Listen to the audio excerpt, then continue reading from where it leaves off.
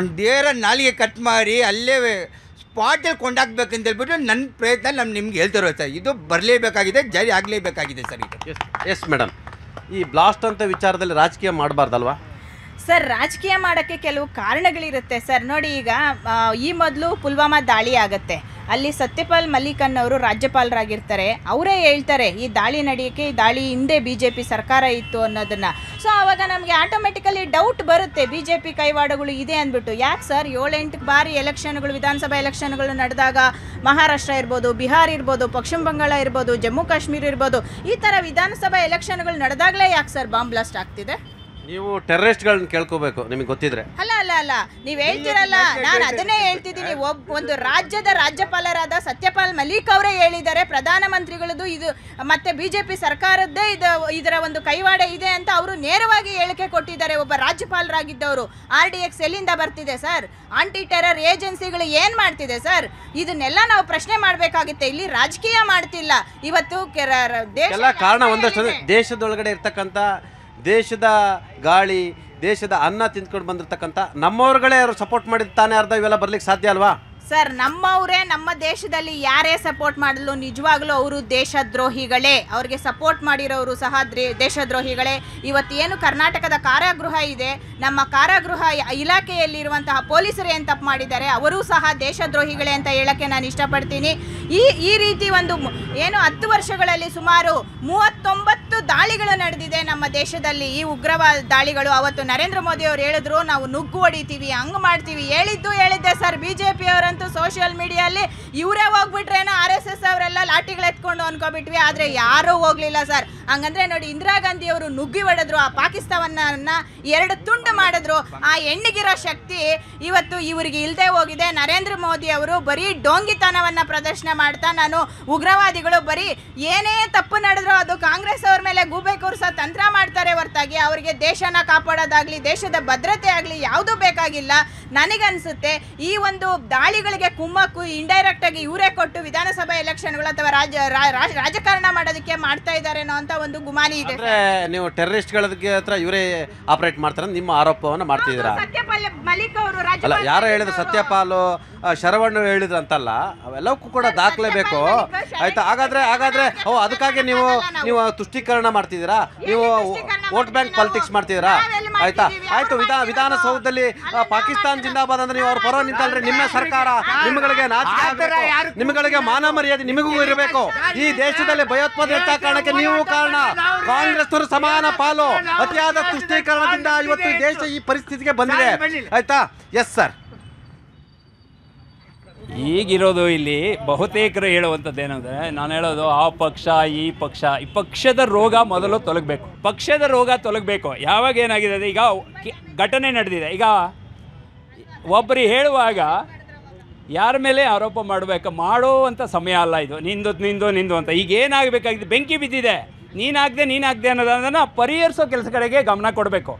ಜೊತೆಗೆ ಇನ್ನೊಂದೇನೆಂದರೆ, ಈಗ ಅವನು ಯಾರು ಆ ಬ್ಲಾಸ್ಟ್ನಲ್ಲಿ ಸತ್ತ, ಅವರಿಗೆ ಯಾವುದೋ ಪಾರ್ಟಿಯವ್ರು ಹೇಳಿದ್ರ, ಅದು ಅವನು ಪಾರ್ಟಿ ಹೇಳಿದ ತಕ್ಷಣವೇ ಸತ್ತೋಗ್ಬಿಡ್ತಾ ಇದ್ನಾ? ಅವ್ನಿಗಿಷ್ಟನಾ? ಅವನು ಒಂದು ಪಾರ್ಟಿ ಹೇಳಿದ್ರೆ ಸಾಯಿ ಹೋಗೋ ನೀನು ಬ್ಲಾಸ್ಟ್ ಆಗಿ ಸಾಯಿ ಅಂತ ಹೇಳ್ಕೊಂಡಿದ್ರಾ? ಹೋಗಲಿ, ಸಾಯೋದು ಅವನಿಗಿಷ್ಟವೇ? ಈ ಎಲ್ಲ ಪ್ರಶ್ನೆಗಳನ್ನು ನಾವು ಹಾಕ್ಕೊಳ್ಬೇಕಾಗ್ತದೆ. ಅದಕ್ಕೆ ಯಾವುದೇ ಒಂದು ವಿಚಾರವನ್ನು ಮಾತನಾಡುವಾಗ ನಾವಿಲ್ಲಿ ನಾನು ಅದಕ್ಕೆ ಹೇಳೋದು, ಈ ದೇಶದಲ್ಲಿ ಅತ್ಯಂತ ಸಂಪದ್ಭರಿತವಾದಂಥ ಎಲ್ಲ ರೀತಿಯಾದಂಥ ಸೌಕರ್ಯಗಳಿರುವಾಗ, ಅದರಲ್ಲೂ ಇತ್ತೀಚೆಗೆ ಒಂದು ಮಾಹಿತಿ, ಒಂದು ಶಾಲೆ, ಒಂದು ವೈಷ್ಣೋದೇವಿ ಸಂಸ್ಥೆ ಏನು ದೇವಸ್ಥಾನದ ಹುಂಡಿಯ ಹಣದಲ್ಲಿ ಓದಬಹುದಾದಂಥ, ಅಲ್ಲಿ ಒಂದು ಸಮುದಾಯಕ್ಕೆ, ಅದರಲ್ಲೂ ಮುಸ್ಲಿಂ ಸಮುದಾಯಕ್ಕೆ 90% ವಿದ್ಯಾರ್ಥಿಗಳಿಗೆ ಅವಕಾಶ ಅಲ್ಲಿ ಅಡ್ಮಿಷನ್ ಆಗೋಕ್ಕೆ. ಅಂತಹ ಶಾಲೆಯಲ್ಲಿ ಅವನು ಓದಿರುವಂಥ ಒಬ್ಬ ಹುಡುಗ ಈ ಥರದ ಒಂದು ಕೆಟ್ಟ ಚಟುವಟಿಕೆಗಳಿಗೆ ತೊಡ್ಕೊಳ್ಳೋದಿದೆಯಲ್ಲ, ಅದರಲ್ಲೂ ಕಡಿಮೆ ಸಂಬಳವನ್ನು ತಗೊಂಡೋದಾದರೆ ಏನೋ ಪಾಪ ಹೊಟ್ಟೆಪಾಡು ಅನ್ಬೋದು. ಆದರೆ ಅವನು 4 ಲಕ್ಷಕ್ಕೂ ಹೆಚ್ಚು ಸಂಬಳ, ತಿಂಗಳಿಗೆ ಅವನ ಸಂಬಳ. ಅಷ್ಟು ಸಂಬಳ ತೆಗೆದುಕೊಂಡು ಈ ಥರದ ಬೇರೆಯವರ ಒಂದು ಸ್ಲೀಪರ್ ಸೆಲ್ಗಳ ಕುತಂತ್ರಕ್ಕೆ, ಭಯೋತ್ಪಾದಕರ ಒಂದು ಕುತಂತ್ರಕ್ಕೆ, ಬೇರೆಯವರ ಷಡ್ಯಂತ್ರಕ್ಕೆ ಒಳಗಾಗೋದೇನಕ್ಕೆ? ಇವತ್ತು ಬಡತನ ಇರುತ್ತೆ, ನಿಜ. ಬಡತನ ಎಲ್ಲಿದೆಯೋ ಈ ಥರದ ಕೆಟ್ಟ ಚಟುವಟಿಕೆಗಳಿಗೆ ಮನಸ್ಸಾಗತ್ತೆ. ಅಕ್ರಮಕ್ಕೆ ಒಳಗಡೆಗೆ ಅಥವಾ ಬೇರೆಯವ್ರ ಮಾತಿಗೆ ಬೆಲೆ ಕೊಡೋದಕ್ಕೆ ಅನುಕೂಲ ಅವ್ರಿಗೆ ದುಡ್ಡಿನ ಆಸೆ ಇರುತ್ತೆ. ಆದರೆ ಇವನೇ ಸ್ವತಃ ತಿಂಗಳಿಗೆ 4 ಲಕ್ಷಕ್ಕೂ ಹೆಚ್ಚು ಸಂಬಳ ತಗೊಳ್ಳೋನು. ಅವರೆಲ್ಲ ಡಾಕ್ಟ್ರುಗಳು, ಹೈಲಿ ಎಜುಕೇಟೆಡ್ ಡಾಕ್ಟ್ರುಗಳು. ಅಂಥವರು ಈ ಥರದ ಒಂದು ಷಡ್ಯಂತ್ರಕ್ಕೆ ಒಳಗಾಗೋದು, ಈ ಥರದ ಕುತಂತ್ರಕ್ಕೆ, ಮೂಲಭೂತವಾದಿಗಳ ಒಂದು ಷಡ್ಯಂತ್ರಕ್ಕೆ ಒಳಗಾಗಿ ತಮ್ಮತನವನ್ನೇ, ತನ್ನ ಜೀವನವನ್ನೇ ಕಳ್ಕೊಳ್ಳೋದು, ನಂಬಿದಂಥ ಕುಟುಂಬದವರಿಗೆ ಮೋಸ ಮಾಡೋದು. ಆ ಮೂಲಕ ಅದಷ್ಟೇ ಅಲ್ಲದೆ ಇಡೀ ಈ ದೇಶ ಆತನಿಗೆ ಜನ್ಮ ಕೊಟ್ಟಿದೆ, ಬೆಳೆಯೋದಕ್ಕೆ ಅವಕಾಶ ಕೊಟ್ಟಿದೆ, ಓದು ಬರಹ ಎಲ್ಲ ರೀತಿಯಾದಂಥ ಅವನ ಬದುಕನ್ನು ಉಜ್ವಲಗೊಳಿಸ್ಕೊಳ್ಬಾರ್ದಂಥ ಎಲ್ಲ ಅವಕಾಶ ಕೊಟ್ಟಂಥ ಈ ದೇಶಕ್ಕೆ ಈ ಥರದ ಒಂದು ವಿದ್ರೋಹಕಾರಿ ಘಟನೆಯನ್ನು ಮಾಡೋದಕ್ಕೆ ಅವನು ಮನಸ್ಸು ಮಾಡ್ತಾನಲ್ಲ, ಆ ಕೆಟ್ಟ ಮನಸ್ಸುಗಳನ್ನು ಎಲ್ಲ ರಾಜಕೀಯ ಪಕ್ಷಗಳು ಅಷ್ಟೇ ಅಲ್ಲ, ಇಡೀ ದೇಶದ ಪ್ರತಿಯೊಬ್ಬ ಪ್ರಜೆಯು ಖಂಡಿಸಬೇಕಾಗಿದೆ. ಅಂಥವರನ್ನು ಸಿಕ್ಕಾಗ ಕಂಡಲ್ಲೇ ಅವರನ್ನು ಗುಂಡಿಟ್ಟು ಕೊಲ್ಲಬಾರ್ದಂಥ ಒಂದು ವಾತಾವರಣ ಬಂದಾಗ ಮಾತ್ರ ಈ ಉಗ್ರವಾದ ಆಗ್ಬೋದು, ಮೂಲಭೂತವಾದ ಆಗ್ಬೋದು, ಜೊತೆಗೆ ಈ ಕೆಸರೆಚ್ಚಾಟ ಇದೆಯಲ್ಲ, ನಾನು ಸರಿ ಇಲ್ಲ ನೀನು ಸರಿ, ಎಲ್ಲರದು ಒಂದೇ. ಈ ರಾಜಕೀಯ ಪಕ್ಷಗಳು ನಾನು ಅಧಿಕಾರಕ್ಕೆ ಬರಬೇಕಷ್ಟೇ, ಅಧಿಕಾರಕ್ಕೆ ಬರುವವರೆಗೂ ಅಷ್ಟೇ ನಾನು ಒಳ್ಳೆಯವನು, ಅದಾದ ಮೇಲೆ ಎಲ್ಲ ಅಧಿಕಾರಕ್ಕೆ ಬಂತ ನೀವು ಮಾಡೋದು ಮಾಡಿದ್ದೆ, ಲೂಟಿ. ಇವತ್ತು ಯಾವುದೇ ಒಂದು ಲಿಸ್ಟ್ ತಗೊಳ್ಳಿ, ನಮ್ಮ ರಾಜ್ಯದಲ್ಲಿ ಎಲ್ಲ ಮಂತ್ರಿಗಳ ಲಿಸ್ಟ್ ತಗೊಳ್ಳಿ, ಎಷ್ಟು ಕೋಟಿ, ನೆನ್ನೆ ಮೊನ್ನೆ ಏನೂ ಇಲ್ಲದೆ ಇರೋನು ಇವತ್ತೆಲ್ಲ ಸಾವಿರಾರು ಕೋಟಿಗಳ ಒಡೆಯ ಎಲ್ಲಿಂದ ಬರ್ತದೆ? ಮೈ ಮುರಿದು ದುಡಿಯೋಂಥವ್ನಿಗೆ ಹಂಗೆ ಇದ್ದಾನೆ ಅವನು. ಈಗ ನೀವೆಲ್ಲ ಇಲ್ಲಿ ಈ ಏರಿಯಾದಲ್ಲಿ ಬಹುತೇಕ ವ್ಯಾಪಾರಿಗಳಿದ್ದಾರೆ. ವ್ಯಾಪಾರಿಗಳವರು ಅಷ್ಟು ಕಷ್ಟಪಡ್ತಾರೆ, ಹಗಲು ರಾತ್ರಿ ದುಡಿತಾರೆ. ಇಲ್ಲಿ ಹಗಲು ರಾತ್ರಿ ಮೂಟೆ ಹೊರ್ತಾನೆ, ಅವನ ಬದುಕು ಹಾಗೇ ಇದೆ. ಒಂದು 20 ವರ್ಷದಿಂದ ನಾನು ಒಬ್ಬನ ನೋಡ್ತಾ ಇದ್ದೀನಿ, ಅವನು ಹಂಗೇ ಇದ್ದಾನೆ, ಈಗಲೂ ಮೂಟೆ ಹೊರ್ತಾನೆ. ಆದರೆ ಅವನ ಪಕ್ಕದಲ್ಲಿದ್ದಂಥವನು ಈ ಥರದ ಕೆಟ್ಟ ಚಟುವಟಿಕೆಯಲ್ಲಿದ್ದವನು, ಅವರೆಲ್ಲ ದಿನೇ ಈ ರಾಜಕಾರಣಿಗಳು ದಿನೇ ಕೋಟಿ ಹೆಚ್ಚಿಸ್ಕೊಳ್ತಾರೆ. ಒಂದು ಚುನಾವಣೆಯಿಂದ ಇನ್ನೊಂದು ಚುನಾವಣೆಗೆ ಸಾವಿರಾರು ಕೋಟಿ ಆಸ್ತಿಯನ್ನು ಮಾಡ್ತಾರೆ ಅಂದರೆ ಹೇಗೆ ಸಾಧ್ಯ? ಅಂಥವ್ರು ಹಾಗಾಗಿ ಮೊದಲು ಈ ಥರದ ಏನು ಇವೆಲ್ಲ ಒಂದು ರೀತಿಯಾದಂಥ ದೇಶಕ್ಕೆ ಮಾರಕ ಯಾವುದು ಭ್ರಷ್ಟಾಚಾರ, ಆಮೇಲೆ ಈ ಕೆಸರೆಚ್ಚಾಟ, ಈ ಕೆಟ್ಟ ಅಯೋಗ್ಯರಿದ್ದಾರಲ್ಲ ಆ ಅಯೋಗ್ಯರನ್ನು ಮೊದಲು ಮಟ್ಟ ಹಾಕಿದಾಗ ಮಾತ್ರ, ರಾಜಕೀಯ ಪ್ರೇರಿತವಾದಂಥ ಅಯೋಗ್ಯರಿದ್ದಾರಲ್ಲ ಅವರನ್ನು ಮಟ್ಟ ಹಾಕಿದಾಗ ಮಾತ್ರ ಇಂಥ ಉಗ್ರವಾದ ಅನ್ನೋದು ತನ್ನಿಂತಾನೇ ಶಮನ ಆಗುತ್ತೆ. ಸುಹೇಲ್ ಅವರು ಹೇಳ್ತಿದ್ರು ಅಲ್ಪಸಂಖ್ಯಾತರೇ ನೀವು ನೋಡಿ, ಯಾವುದೇ ಟೆರರಿಸಮ್ ಆ್ಯಕ್ಟಿವಿಟೀಸಲ್ಲಿ ಮುಸ್ಲಿಮರ ಹೆಸರು ಕೇಳಿ ಬರ್ತಿರ್ತಕ್ಕಂಥ ಪಾಕಿಸ್ತಾನ ಪ್ರೇರಿತ ಈ ಭಯೋತ್ಪಾದನೆ ಕೃತ್ಯ ಇದೆಯಲ್ಲ, ಇಡೀ ದೇಶದ ಭದ್ರತೆಗೆ ಧಕ್ಕೆ ತಂದಿರತಕ್ಕಂಥದ್ದು, ಆತಂಕಕಾರಿಯಾಗಿರ್ತಕ್ಕಂಥದ್ದು. ಯಾಕೆ ಈ ಥರದ ಮನಸ್ಥಿತಿ ಅಂತ, ಯಾಕೆ ಅವರು ಅಲ್ಪಸಂಖ್ಯಾತರನ್ನ ಆಯ್ಕೆ ಮಾಡ್ಕೊಳ್ತಾರೆ? ಯಾಕೆ ಈ ದೇಶದ ಅಲ್ಪಸಂಖ್ಯಾತರಿಗೆ ಇನ್ನೂ ಕೂಡ ನಾನು ಈ ದೇಶವಾಸಿ ಅನ್ನೋದು ಒಂದಷ್ಟು ಎಲ್ರಿಗೂ ನಾನು ಹೇಳ್ತಿಲ್ಲ, ಇಂಥವ್ರಿಗೆ ಯಾಕೆ ಬಂದಿಲ್ಲ?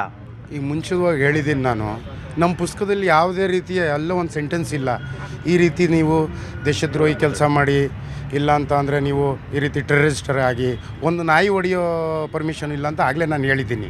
ಬಟ್ ಇದು ಯಾವ ರೀತಿ ಯಾರು ಮಾಡ್ತಾ ಇದ್ದಾರೆ ಅಂತ ಇದಕ್ಕೆ ನನಗೆ ಸೂಕ್ತವಾಗಿ ಗೊತ್ತಿಲ್ಲ. ಇವ್ರು ಮಾಡೋದ್ರಿಂದ ಎಲ್ಲ ಅಲ್ಪಸಂಖ್ಯಾತರ ಮೇಲೆ ಎಲ್ಲರೂ ಕೂಡ ಅನುಮಾನದಿಂದ ನೋಡೋ ಪರಿಸ್ಥಿತಿ ಬಂದಿದೆ. ಅವರು ನಿಮ್ಮನ್ನು ನೋಡೋದು, ನೀವು ಅವ್ರನ್ನ ನೋಡೋದು, ಇದರಿಂದ ಎಲ್ಲ ಒಂದು ಕಡೆ ಸೌಹಾರ್ದತೆಗೆ, ಕೋಮು ಸೌಹಾರ್ದತೆಗೆ, ಭಾವೈಕ್ಯತೆಗೆ ಧಕ್ಕೆ ತರಲ್ವಾ? ಹೌದು, ನಿಜ. ಇದು ಎಲ್ಲೋ ದೇಶದ್ರೋಹಿಗಳ ಕೆಲಸ.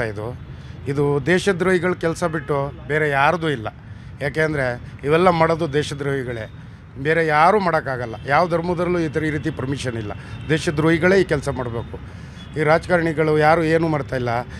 ನಾವೆಲ್ಲ ಇದು ಪೊಲಿಟಿಕ್ಸ್ ಬಿಟ್ಟು ನಾವು ದೇಶ ಒಂದು, ಜೈ ಹಿಂದೂಸ್ತಾನ್, ಜೈ ಮಾತಾಜಿ ಅಂತ ನಾವು ಹೊರಟ್ರೆ ನಾವು ಇದಕ್ಕೆ ಕಡಿವಾಣ ಹಾಕ್ಬೋದು.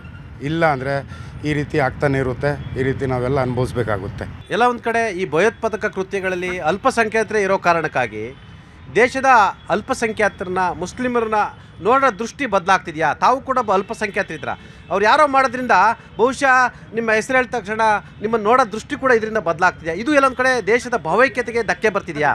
ಸರ್, ನಿಜವಾಗ್ಲೂ ನಮ್ಗೆ ಹೆಂಗಾಗುತ್ತೆ ಅಂದರೆ ಒಂದೊಂದ್ಸತಿ ಎಲ್ಲೋದ್ರೂ ಮುಸ್ಲಿಮ್ಸು ಟೆರರಿಸ್ಟ್ ಇಲ್ಲ ಅಂತ ಹೇಳ್ತಾ ಇದೀವಿ, ಆದರೆ ಜಾಸ್ತಿ ಜನ ಟೆರರಿಸಮಲ್ಲಿ ಬರ್ತಾ ಇರೋದು ಮುಸ್ಲಿಮ್ಸ್ ಅಂತ ಒಪ್ಕೊಳ್ತೀವಿ. ಸತ್ಯಾಂಶ ಒಪ್ಕೊಳ್ಳೇಬೇಕು. ಅದು ಯಾರೋ ಒಬ್ಬರು ಮಾಡಿದ್ದಕ್ಕೆ ಇಡೀ ಸಮಾಜಕ್ಕೆ ಹೆಸರು ಕೆಟ್ಟೋಗ್ತಾ ಇದೆ. ಅದಕ್ಕೆ ಕಾರಣನೂ ನಾವೇ. ಇವಾಗ ನಮ್ಮ ಸಮಾಜದಿಂದ ಆಗಿದೆ, ನಾನು ಇಲ್ಲ ಅಂತ ಹೇಳಲ್ಲ, ಆದರೆ ಅಂಥವ್ರಿಗೆ ಶಿಕ್ಷೆಗಳಾಗಬೇಕು. ಅಂಥ ಶಿಕ್ಷೆ ಆಗೋ ಟೈಮಲ್ಲಿ ಮಸೀದಿಗಳಿಂದ ಫತ್ವಾಗಳು ಕೊಡಬೇಕು. ಇಂಥವ್ರಿಗೆ ಇಲ್ಲಿ ಸತ್ತೋದ್ರೆ ಈ ಭೂಮಿಯಲ್ಲಿ 1 ಇಂಚ್ ಜಾಗನೂ ಕೊಡಬಾರ್ದು ಅಂತ ಫತ್ವಾಗಳು ಓಡಿಸ್ಬೇಕು. ಆವಾಗಲೇ ಇಂಥವ್ರಿಗೆಲ್ಲ ಭಯ ಬೀಳೋದು. ಏನಾಗಿದೆ ಅಂದರೆ ಏನು ಮಾಡಿದ್ರು ಏನಿಲ್ಲ, ಯಾರೂ ನಮ್ಗೆ ಕೇರ್ ಮಾಡೋರಿಲ್ಲಪ್ಪ, ನಾವು ಸತ್ತೋದ್ರೆ ತೊಗೊಂಡೋಗಿ ಈ ಭೂಮಿಯಲ್ಲಿ ಹಾಕ್ತಾರಂತ. ಯಾವುದೇ ಕಾರಣಕ್ಕೂ ಟೆರರಿಸ್ಟ್ ಆ್ಯಕ್ಟಿವಿಸ್ಟಲ್ಲಿ ಮುಸ್ಲಿಮ್ಸಲ್ಲಿ ಯಾರಾದರೂ ಭಾಗಿಯಾಗಿದ್ದರೆ ಅಂಥವ್ರು ಸತ್ತೋದ್ರೆ ಅವ್ರ ಶವಕ್ಕೆ 1 ಇಂಚ್ ಜಾಗ ಕೊಡಬಾರ್ದು ಈ ದೇಶದಲ್ಲಿ. ಆವಾಗಲೇ ಅವ್ರಿಗೆ ಬುದ್ಧಿ ಬರೋದು. ಅಂಥವ್ರಿಗೆಲ್ಲ ಈ ಶಿಕ್ಷೆ ಆಗಲೇಬೇಕು. ನಾನು ಮುಸ್ಲಿಮ್ ಆಗಿ ನಾನು ಬೇಡ್ಕೊಳ್ತಾ ಇದ್ದೀನಿ ಸರ್ಕಾರದಿಂದ, ಯಾರಾದರೂ ಇರಲಿ, ನಾಳೆ ನನ್ನ ತಮ್ಮ, ನಮ್ಮ ತಂದೆ, ನಾನು ಆ ಜಾಗದಲ್ಲಿ ಇದ್ದರೆ ನನಗೂ ಆ ಜಾಗ ಕೊಡಬಾರ್ದು.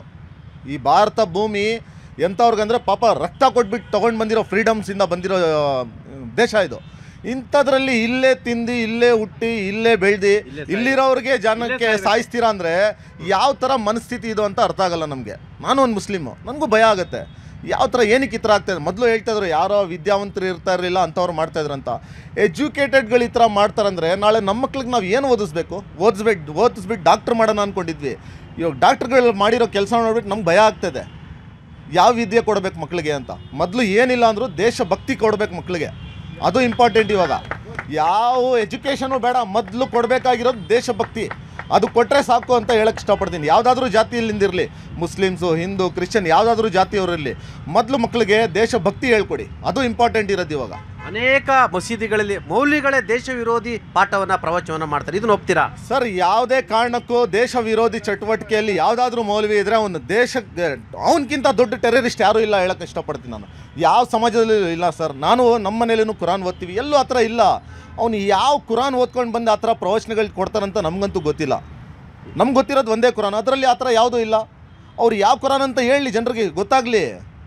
ಕುರಾನಲ್ಲಿ ಇಲ್ಲ, ಬೈಬಲಲ್ಲಿ ಇಲ್ಲ, ಭಗವದ್ಗೀತೆಯಲ್ಲಿ ಇಲ್ಲ, ಎಲ್ಲೂ ಇಲ್ಲ. ಒಬ್ಬರು ಮನುಷ್ಯಕ್ಕೆ ಸಾಯಿಸ್ಬೇಕಂತ ಯಾವ ಇದರಲ್ಲಿನೂ ಇಲ್ಲ ಸರ್. ರಿಲಿಜಿಯಸ್ಸಲ್ಲಿ ಇಂಥವ್ರಿಗೆ ರಿಲಿಜಿಯಸ್ಸು ಇಲ್ಲ, ಎಂಥದ್ದು ಇಲ್ಲ.